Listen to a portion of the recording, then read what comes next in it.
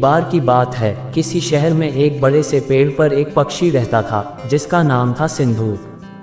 सबसे चौंकाने वाली बात यह थी कि उस पक्षी का मल सोने में बदल जाता था।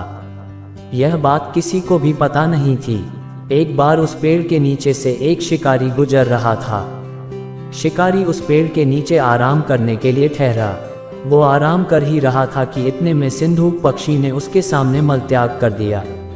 जैसे ही पक्षी का मल जमीन पर पड़ा, वो सोने में बदल गया। यह देखते ही शिकारी बहुत खुश हुआ और उसने उस पक्षी को पकड़ने के लिए जाल बिछाया। सिंधूक जाल में फंस गया और शिकारी उसे अपने घर ले आया।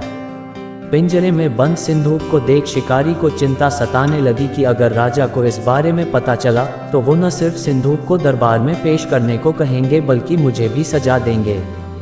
यह सोचकर डर के मारे शिकारी ने खुद ही सिंधूक को राज दरबार में पेश कर राजा को सारी बात बताई।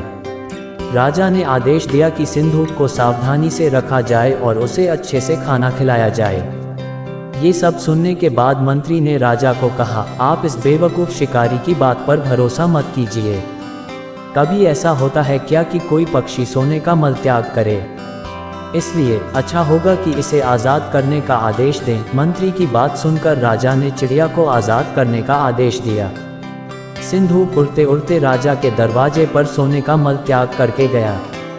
यह देखते ही राजा ने मंत्रियों को उसे पकड़ने का आदेश दिया, लेकिन तब तक वो पक्षी उड़ चुका था।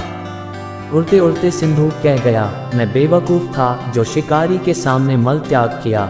शिकारी बेवकूफ़ था जो मुझे राजा के पास ले गया। राजा बेवकूफ़ था जो मंत्री की बात में आ गया। सभी बेवकूफ़ एक जगह ही हैं। कहानी से सीख, कभी भी दूसरे की बातों में नहीं आना चाहिए और अपने दिमाग से काम लेना चाहिए।